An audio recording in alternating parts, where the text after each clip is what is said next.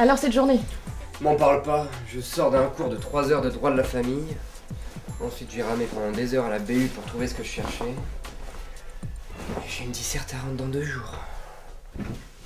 Je suis pas sûr d'avoir tout capté sur la prestation compensatoire. Je vois. Je devrais avoir quelque chose qui t'intéresse. Ah ouais? Une aspirine? Mais non, l'UNJF. L'UNJF? Ouais, c'est une université numérique pour les juristes. Allez, regarde. Là, il y a le cours et son plan. Tiens, voilà la leçon qui t'intéresse.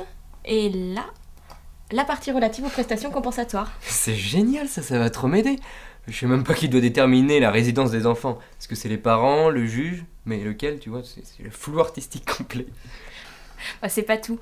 Il y a des liens directs vers des ressources complémentaires, les recommandations de l'auteur du cours. Là, t'as un bandeau avec tous les outils dont tu as besoin. Actualité, code, glossaire, bibliographie.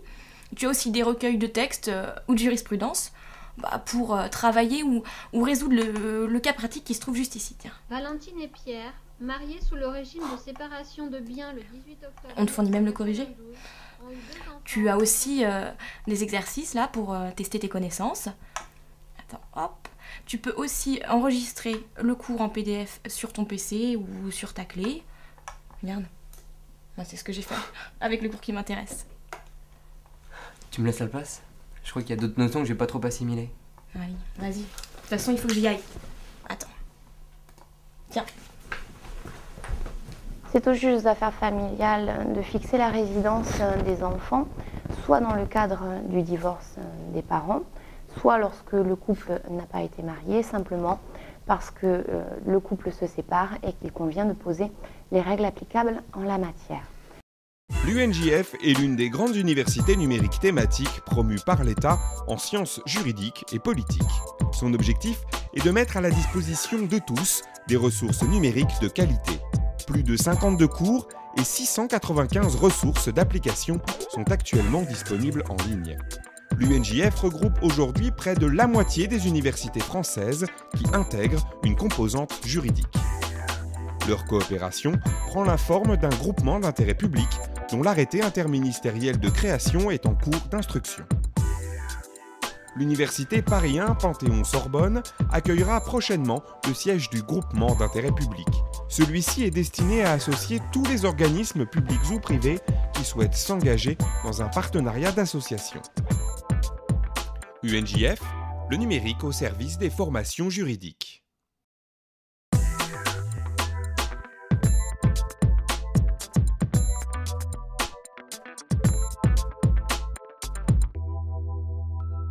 Les cours de l'UNJF sont des cours tout à fait normaux, comme on peut en trouver en amphithéâtre. Simplement, ils ont un appareil complémentaire qui permet de densifier considérablement la matière qui est fournie à l'étudiant. C'est à la fois un texte qui peut ressembler à un manuel, mais c'est aussi un film. Ce sont des fiches qui s'ouvrent sur telle ou telle notion importante, donc d'une manière très interactive, et cela, c'est un média que les étudiants connaissent bien en d'autres domaines. Et puis, c'est au bout du compte des exercices où on vérifie ce que l'on a compris. Je me connecte au site de l'UNJF pour avoir des précisions sur un point de cours que je n'aurais pas forcément compris ou pas bien assimilé, ou pour avoir plus de renseignements sur un des exercices que je vais avoir en TD, sur les notions. Le cours de l'UNJF, c'est même peut-être pas seulement un outil, c'est aussi surtout une boîte à outils multiples. On a le cours en lui-même et on a tout ce qui permet de l'exploiter à côté, donc les ressources qui sont mises à notre disposition, auxquelles on peut accéder de chez nous, puisqu'on n'a pas forcément le temps d'aller à la bibliothèque. Ce qui les caractérise, c'est en principe une mise à jour parfaitement établie et d'autre part une grande facilité de travail. Lorsque par exemple dans un cours on cite un arrêt, l'étudiant a aussitôt l'arrêt qui lui apparaît ou le titre de la loi si nécessaire. Je crois que les cours de l'UNJF peuvent tout à fait être adaptés à des publics assez différents. Bien sûr, on songe d'abord au public des étudiants qui, pour une raison ou pour une autre, ne peuvent pas suivre des cours en présentiel, comme on dit, c'est-à-dire assister à un cours, et qui vont utiliser les cours de l'UNJF pour suppléer à leur impossibilité d'être là. Moi, j'avais abandonné mes cours en deuxième année à la fac pour des raisons autres que la scolarité, qui étaient des raisons plus financières. Donc je me suis dit que je pouvais aussi, moi, reprendre par ce biais-là. Il n'y a pas de public particulier, ce sont les étudiants des différentes années. On peut simplement dire que pour les étudiants de première, deuxième année, cela permet de revoir le cours avec des notes plus précises que celles qu'ils ont prises en cours.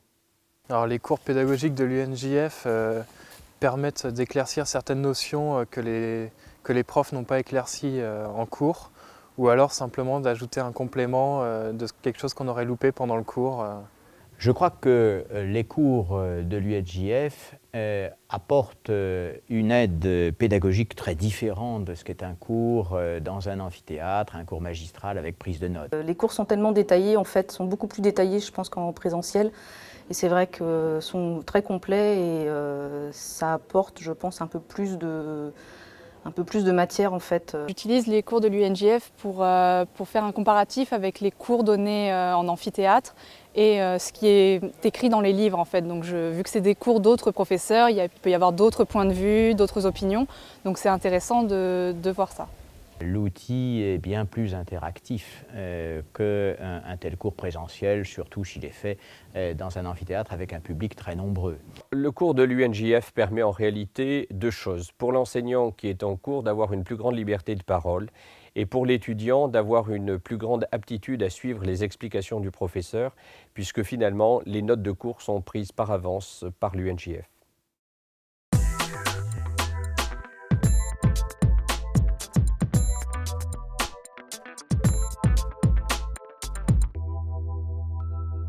Ce sont des formations qui sont chez nous semi-présentielles. Les étudiants suivent à distance l'équivalent des cours magistraux grâce à la plateforme UNJF, mais viennent une fois par mois en moyenne pour suivre en présentiel leurs travaux dirigés. Alors, il s'agit à Rennes de groupes spécifiques qui ne s'adressent qu'à des adultes en reprise d'études, des personnes qui sont soit en situation professionnelle, soit demanderesses d'emploi et qui cherchent à perfectionner leurs connaissances en droit, voire à préparer une reconversion lorsqu'elles ne sont pas juristes de formation. Nous reprenons les cours numériques parmi la liste des cours disponibles sur la plateforme UNJF. Nous créons un espace dédié avec les services techniques en charge du fonctionnement de la plateforme à l'Université de Toulouse.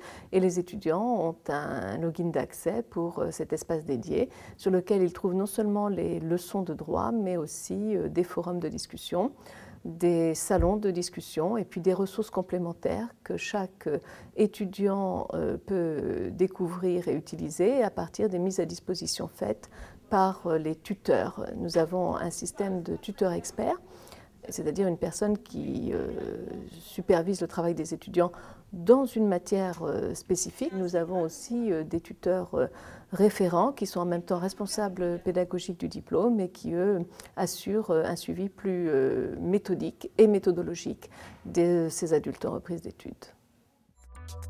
UNJF, le numérique au service des formations juridiques.